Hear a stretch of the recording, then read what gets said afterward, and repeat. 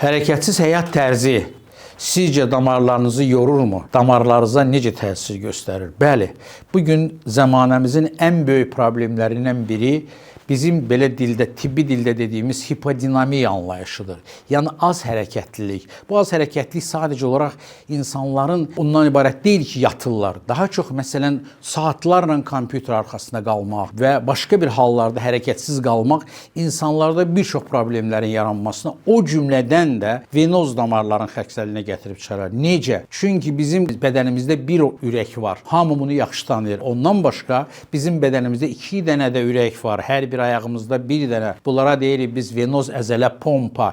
Əgər biz hərəkət etməsək, o pompalar, yəni o ikinci və üçüncü ürəyimiz işləyə bilmir. Yəni qanı periferiyadan, aşağıdan yuxarı ürəyə doğru yönəldə bilmədiyinə görə ayaqlarda qan durğunluğu yaranır və bu qan durğunluğu get-gedə artaraq sonra gələcəkdə tromboz kimi və eləcə də digər, yəni nə qanaxmalar, trafiki dəyişikliklərin yaranmasına səbəb ola bilər. Ona görə də gündəlik həyat tərzinizdə, gündəlik rejiminizdə hərəkət etməni hökmən nəzərə alın və bizim tələbimiz belədir ki, hər bir insan gün ərzində 8-10 min addım yeriməyi məsləhət görülür. Sizə can sağlığı, sağlam, hərəkətli həyat arzulayıram.